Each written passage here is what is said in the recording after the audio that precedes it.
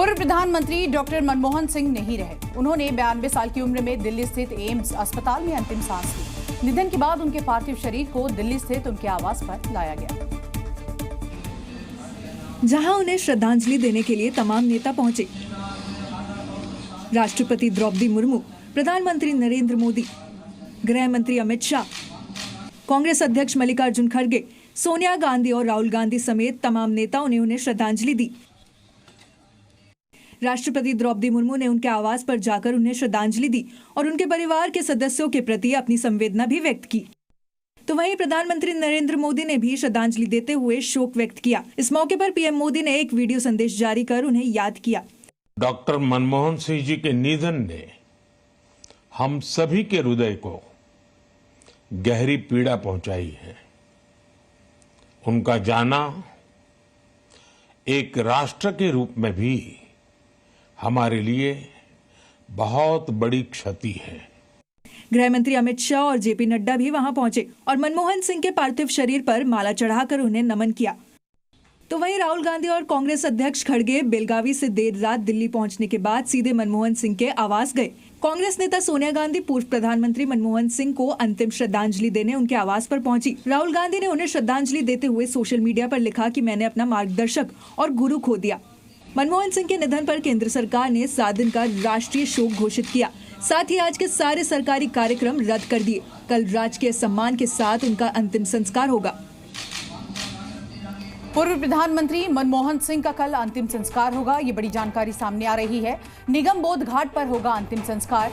कल सुबह 11:45 पर अंतिम संस्कार किया जाएगा। राजकीय सम्मान के साथ उनका अंतिम संस्कार होगा। तो आपको बता दें, डॉक्टर मनमोहन सिंह पूर्व प्रधानमंत्री, कल उनका अंतिम संस्कार होगा और जानकारी ये सामने मिल रही है कि कल सुबह 11:45 पर उनका अंतिम संस्कार किया जाएगा राजकीय सम्मान के साथ।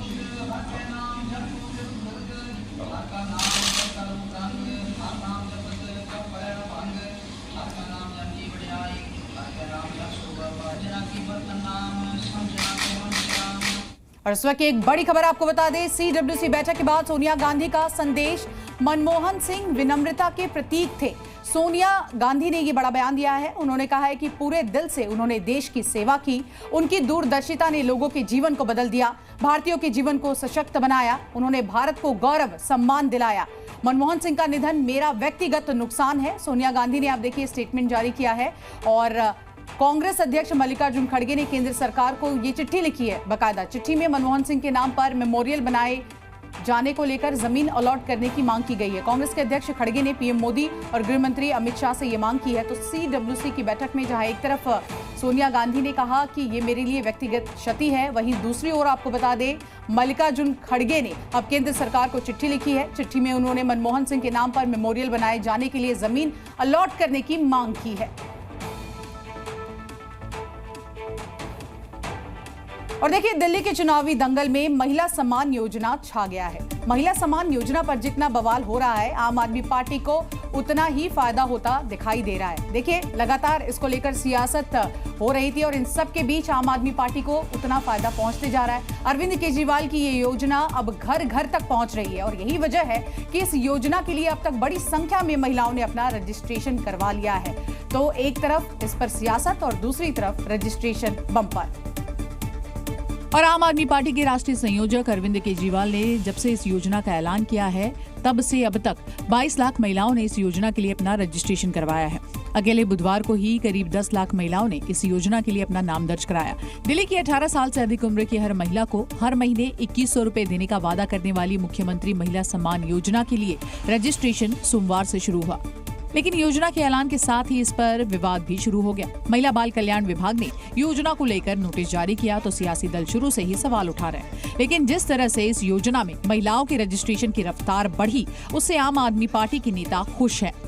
और इस बार अरविंद केजरीवाल जी जो ऐतिहासिक स्कीम लेकर आए हैं, उससे भारी उत्साह, उसमें भारी उत्साह दिख रहा है इस बात से कि कितनी रैपिडली और कितना बड़ा नंबर 3-4 दिन में ही रजिस्टर हो गया। तो वहीं दूसरी ओर भारतीय जनता पार्टी इस पर सवाल खड़े कर रही है। बीजेपी का आरोप है कि आम आदमी पार्टी के वादे पूरी तरह से झूठे हैं। यानी आम आदमी पार्टी ये दावा कर रही है कि इन्होंने 22 लाख दिल्ली की महिलाओं को ठग लिया है। आप भी जानते हैं कि दिल्ली की सरकार ने ही नोटिफिकेशन निकाली है कि संजीवनी नाम की कोई योजना बड़े बुजुर्गों के लिए नहीं लागू है अभी दिल्ली में, ना ही महिला सम्मान योजना नाम की ऐसी कोई सरकारी योजना लागू है। दरअसल दिल्ली में अगले साल होने वाले विधानसभा चुनाव से पहले आम आदमी पार्टी ने महिलाओं को हर महीने 2100 रुपए देने का ऐलान किया, जिसका महिला एवं बाल विकास विभाग ने खंडन किया था। लेकिन विवाद के बावजूद पिछले 3 दिन में 22 लाख महिलाओं ने इस योजना के लिए रजिस्ट्रेशन करवा लिया। देखिए, दिल्ली विधानसभा चुनाव में पहले आम आदमी पार्टी ने कांग्रेस को बड़ा झटका दिया, तो वहीं अब बीजेपी नीतीश कुमार की जेडीयू से किनारा करने के मूड में है और बिना गठबंधन चुनाव में उतरने का प्लान बना रही है। दिल्ली बीजेपी में सियासी हलचल तब और शुरू हो गई जब बीजेपी के कार्यकर्ता बाहरी किसी भी प्रत्याशी के खिलाफ मोर्चा खोल दिए। ऐसे में बीजेपी को इस मुद्दे पर प्रेस कॉन्फ्रेंस बुलानी पड़ी और किसी भी पार्टी से गठबंधन पर प्रतिक्रिया देनी पड़ी। दिल्ली विधानसभा चुनाव में बीजेपी की प्रदेश यूनिट चाहती है कि बीजेपी का जेडीयू के साथ गठबंधन ना हो।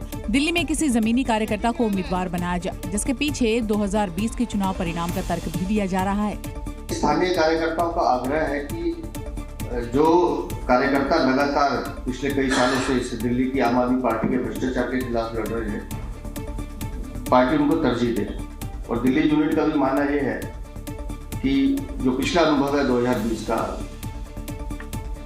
उसका बहुत ज्यादा लाभ दिल्ली में हमको दिखाई नहीं देता। पिछले विधानसभा चुनाव में बीजेपी ने 3 सीट पर गठबंधन सहयोगी जेडीयू को दी थी। इन तीनों सीट पर जेडीयू के प्रत्याशी चुनाव लड़े, जिसमें बुराड़ी, किराड़ी और सीमापुरी शामिल है। लेकिन इन तीनों सीटों पर जेडीयू की करारी हार हो गई और तीनों सीटें आम आदमी पार्टी के खाते में चली गई। ऐसे में इस बार बीजेपी बिना रिस्क लिए अपने उम्मीदवार पर दांव खेलने का मन भी बना चुकी है और यही वजह है कि दिल्ली में नीतीश कुमार से बीजेपी की दूरी बढ़ चुकी है, जिसका असर बिहार पर भी पड़ सकता है।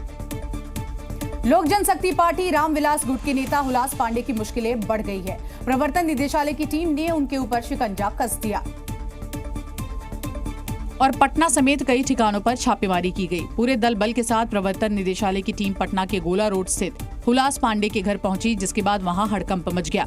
ईडी की टीम ने हुलास पांडे के घर को पूरी तरह से अपनी निगरानी में ले लिया और जांच शुरू की। छापेमारी की ये कार्रवाई पटना के अलावा बेंगलुरु में भी हुई। हालांकि अभी ये साफ नहीं हो पाया कि छापेमारी किस मामले में हुई, लेकिन सूत्रों से ऐसी खबर है कि आय से अधिक संपत्ति मामले में ईडी ने ये कार्रवाई की है, जिसमें पटना में 2 और बेंगलुरु में 1 ठिकाना शामिल है। दरअसल हुलास पांडे लोक जनशक्ति पार्टी रामविलास गुट के नेता है, जो बिहार के बाहुबली नेता सुनील पांडे के छोटे भाई हैं। सुनील पांडे के ऊपर कई मामले दर्ज हैं। हुलास पांडे के एक और भाई संतोष पांडे है, जो राजनीति में तो सक्रिय नहीं है, लेकिन उनका कंस्ट्रक्शन का कारोबार है। भ्रष्टाचार को लेकर ईडी लगातार सक्रिय है और कई दिनों से लगातार अलग अलग राज्यों में छापेमारी कर रही है।